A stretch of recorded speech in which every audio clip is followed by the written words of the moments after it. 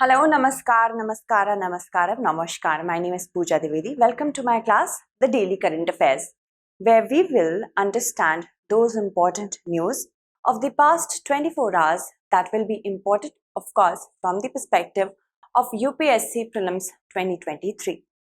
Now, as I always ask you, is to pay attention because we have to develop skills rather than just mug up the facts.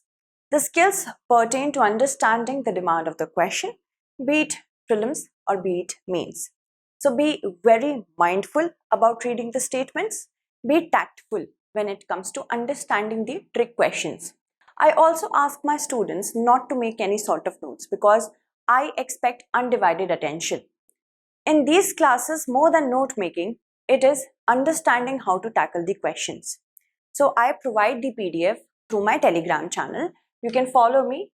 The Telegram goes like Pooja Dwivedi UPSC. If you have any doubts or questions regarding this examination or whatever I teach in the class, you can follow me on my Instagram and ask me there, and also threads. Moving on. These are the various events that we have to cover today. First of all, let's talk about India-Sri Lanka relations. We have to consider the statements. India has a free trade agreement with Sri Lanka. India is the largest source market of tourists visiting Sri Lanka. India has also an open sky agreement with Sri Lanka since 2008. So what do we have to see? How many statements are correct? Recently, the president of Sri Lanka, Ranil Wickremesinghe, today he will be on a visit. And that is why this question has been asked. So the first statement is definitely correct. We have a free trade agreement with Sri Lanka, which gives both the countries barrier-free capacity to trade with each other. That means reduced tariffs and quotas, and of course, other ease of doing business index as well. So this first statement is definitely correct. India is also the largest source market for tourists in Sri Lanka. From our country to their country, the most number of tourists go. So first is correct, second is also correct. India also has an open sky agreement with Sri Lanka, which provides Sri Lanka proper facilities to develop air facility routes from India to Sri Lanka in different airports. So it's not since 2008, it has been developed recently. So first is correct, second is also correct, but third is not. 2 only will be the correct answer over here, and I have already told you about the president's visit, but I would also like to add one thing, that India provided $5 billion loans in amount to Sri Lanka during its crisis in 2022, when Sri Lanka was hit by a severe crisis because of the COVID-19 pandemic and rampant corruption. With this move of India, the IMF also provided $3 billion to the country of Sri Lanka. So that was one thing that we had to cover. India signed free trade agreement with Sri Lanka in 2000. This is an agreement which gives barrier-free trade capacities to both the countries in fields such as infrastructure, connectivity, transportation, education, livelihood, housing, health, rehabilitation, as well as industrial development. India has traditionally been among Sri Lanka's largest trade partner, and it remains among the largest trade partners of India in SAARC. SAARC is a regional association that goes by the name South Asian Association for Regional Cooperation, consisting of 8 countries. Afghanistan is also one of them. Countries include, of course, Nepal, Afghanistan, Bangladesh, Bhutan, India, Maldives, Sri Lanka, and Pakistan. And this establishment came into being with the help of Dhaka Charter on 8th December 1985. The secretariat of it is in Kathmandu, Nepal, and it is there since 1987. So here also Sri Lanka is standing first when it comes to trading. India was Sri Lanka's largest trading partner with an overall bilateral merchandise trade of how much? 5.45 billion US dollars in 2021. India is also one of the largest contributors to foreign direct investment by different companies. The total FDI from India so far exceeds 2.2 billion US dollars. In 2021, India was the largest source of FDI for Sri Lanka. Now, Sri Lanka wants to bypass China. China has already shown its true colors when it comes to the recent crises, when it did not step up to help up Sri Lanka. But India, on the other hand, helped Sri Lanka like the big brother it is in this region. In different areas we are investing, such as petroleum, retail, tourism and hotels, manufacturing, real estate, telecommunications as well, and banking and financial services. India has been the largest source market for tourists in Sri Lanka. We also had developed an air bubble agreement after the hit of the COVID-19 pandemic. An air bubble agreement was signed in 2021, which are temporary arrangements when regular flights are not in place.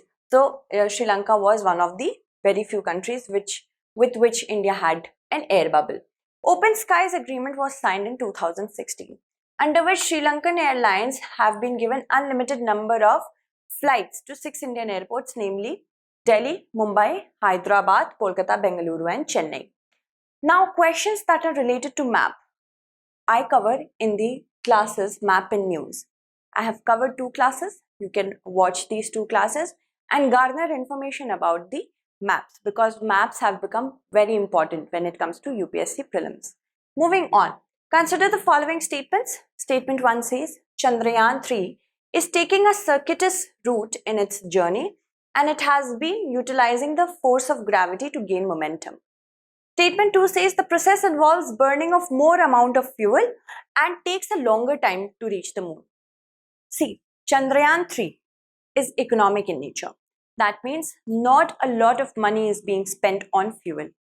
And because of that, what is happening? We are not taking a direct route from the Earth to moon, because it will be in 4 days if we had taken the direct route. But what we are doing? We are orbit maneuvering Chandrayaan 3.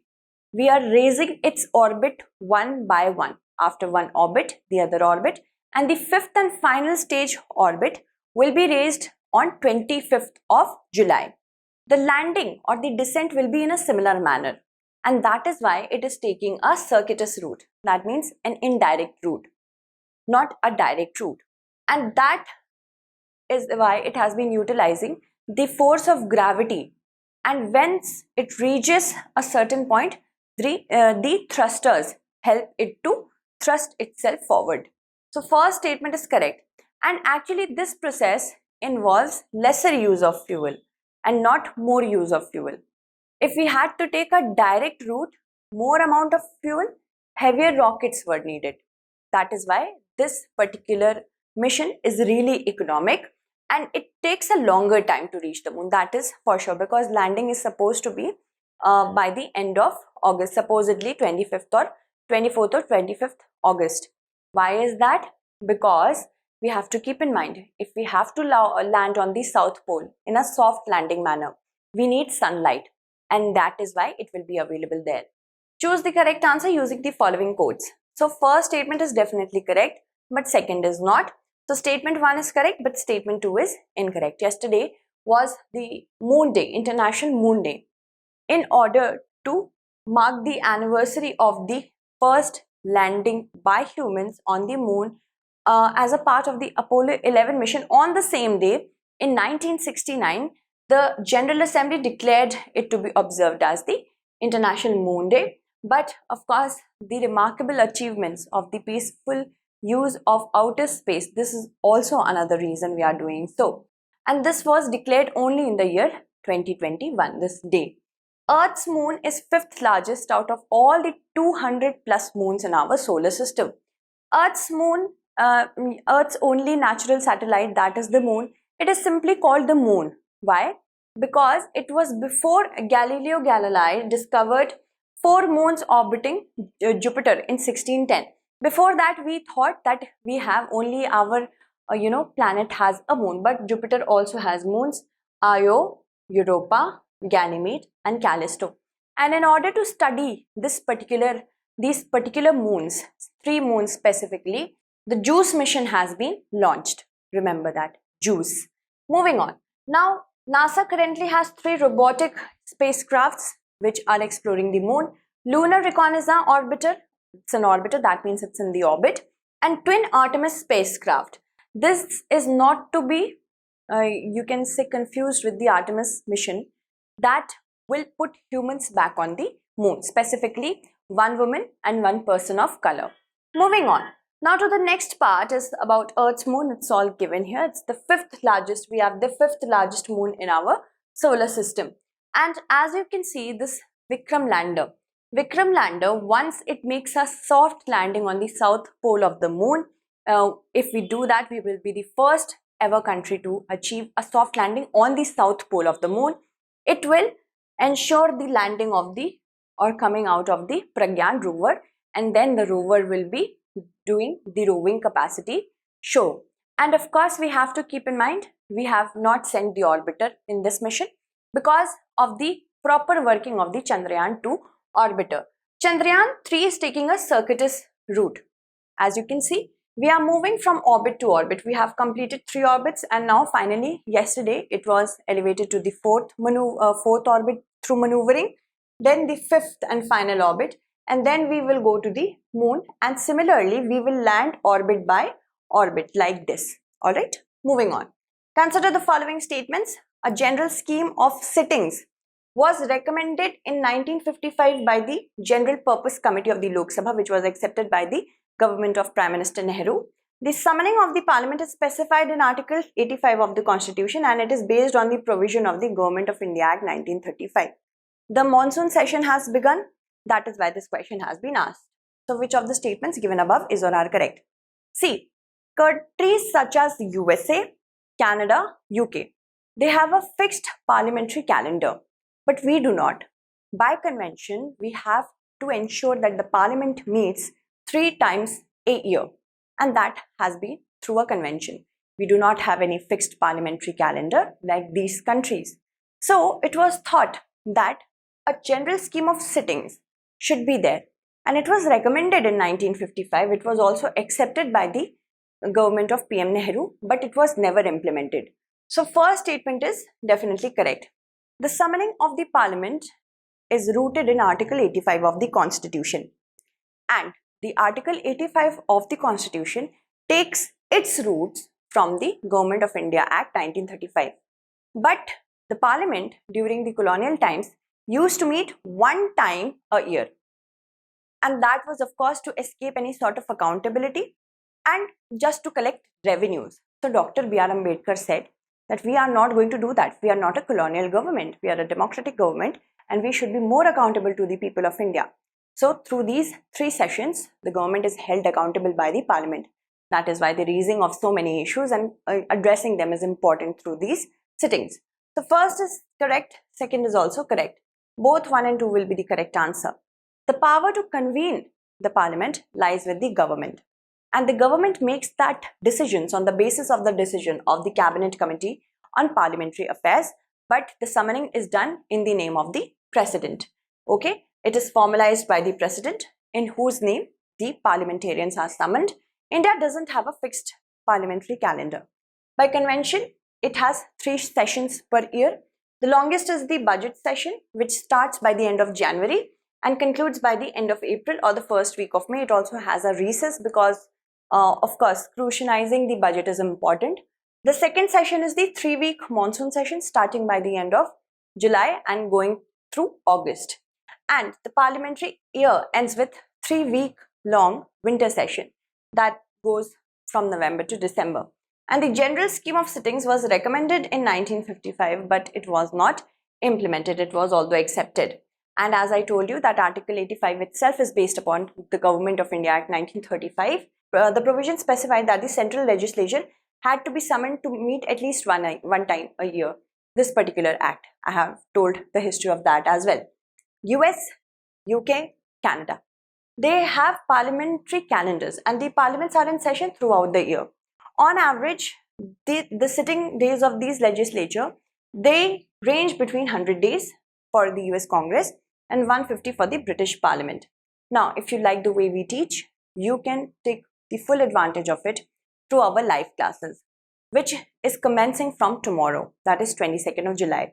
These will be evening batches, and these will be live in nature. That means the students and the teachers will be able to interact with each other. not only the classes, you will also be provided many other things such as doorstep delivery of your study material, other than this prelims test series, mains test series, daily answer writing practice which must begin as soon as possible. Other than this, all I would want to add here is the mains residential program. For those students who are going to qualify prelims 2024, they will be called to the StudyIQ's campus where you shall be directed to have lodging facilities. That means everything included, food and edibles. You just have to prepare. And then we have an arduous at least two promised mocks as well. So if you use the code PD Live, here it is, PD Live, you can avail the courses at just rupees 29,999. We have so less time left. We need to ensure that we take action as quick as possible. The batches will be available in Hindi, English and English. Do use the code. Do avail this very important batch that we have launched. Moving on. With respect to the National Commission for Women, consider the following statements. It's a statutory body. Its chairperson must be a woman only as specified in the Act, and it has the power that is vested in a civil code. So what do we have to see? We have to see how many statements are not correct. First statement is definitely correct. It has been developed with the help of an act, the National Commission for Women Act 1990. This body came into existence in 1992 under the same act. Whenever any body comes into establishment by the help of an act, it is a statutory body. So first statement is correct. This is conceptual question that UPSC can put. Another very important thing that you have to know is that the act doesn't specify that the chairperson has to be a woman. Also remember that. But we have seen that mostly all the chairpersons have been women. But it has not been specified in the act. So second statement is incorrect. And yes, with respect to summoning of evidences and of course calling people to testify, it has the powers that is vested in a civil code. So first statement is correct, third is correct, second is not correct, we had to select the not correct one, right? So one only will be correct answer, will be the correct answer. The Manipur incident has been condemned by the National Commission for Women and it has taken suo motu, that means by itself, not by the help of any petition or appeal, suo motu cognizance of the incident and asked the DGP of Manipur to take strict action as soon as possible. In 1992, this body was established by the name National Commission for Women Act 1990 for women. And the authority is there to review constitutional safeguards that is available to women. Also, it facilitates redressal mechanism and also take legislative measure to curb any sort of disparity. It also provides the government with the advice to make policies that are beneficial for the welfare of women, and it has the powers that are vested upon the civil code. The first commission ever was chairpersoned by Jayanti Patnaik, and the first male member of the National Commission for Women, not chairperson but male member, was Alok Rawat IAS. Okay, moving on. The central government shall constitute a body to be known as the National Commission for Women and a chairperson committed to the cause of women to be nominated by the central government. Not anything about only a woman could be. And 5 members are also to be nominated by the central government, provided that at least 1 member each shall be from amongst the person who represents scheduled caste and tribes respectively, and a member secretary also. And as you can see, all the chairpersons have been women. Okay, remember that. Moving on. With respect to the PM SVANidhi scheme, choose the incorrect statement. The vendors can avail the facility of escalation of credit limit on timely or early repayment of loans. That means if a vendor has repaid the loan on time or repayment has been made early, then they can increase the credit limit. It was launched by the Ministry of Social Justice and Empowerment. It has been extended till December 2024 and vendors can avail a working capital loan of rupees 10,000. Okay, so what do we have to see? Here I would also like to add per year, that would be per year. Okay, so here it makes much sense. So the first statement is definitely correct, that if they are making timely payments or more than that, if they have made repayment earlier, they can increase the credit limit. This is definitely correct. And it wasn't launched by the Ministry of Social Justice and Empowerment, but Ministry of Housing and Urban Affairs to help the vendors during the crisis of COVID. Although it was there just for the year 2022, March 2022, but it was extended to go till December 2024. So of course, the first statement is correct, second is incorrect, and third is also correct. Fourth is also correct. Per year, the vendor can avail a working capital of rupees 10,000. So the Secretary, Department of Financial Services chaired a meeting which also took into cognizance the success of SVANidhi Scheme. This scheme goes by the name of the PM Street Vendors Atmanirbhar Nidhi. It was launched on 1st June 2020 by the Ministry of Housing and Urban Affairs to provide affordable working capital loan to street vendors. That means if they are falling short on cash, as everybody was during the COVID crisis, they could get capital at least to help run their business. And of course, the duration was just March 2022, but it has been increased to go till December 2024 to give enhanced collateral free affordable loan corpus. What is collateral free? That means if I go to the bank, I put an asset in the hands of the bank, then only the banks will give me a loan against that asset. In case I default, I do not pay the loan back, the banks can freely sell my asset in order to compensate for the defaulted loan. But here we get collateral free loans for the SVANidhi vendors. It also wants to enhance the adoption of digital payments. Right now what I am observing is almost all the street vendors, they have a QR code at least with themselves. It also wants to provide holistic socio-economic development for the street vendors. A vendor, by the definition of the scheme, is any person who is engaged in vending of articles, goods, wares, food, items or merchandise of daily use or offering services to the public in a street, footpath, pavement or a temporary unit that is built beside a road. Vendors can avail a working capital of loan of up to rupees 10,000. Repayment in monthly installments in a tenure of 1 year should be done.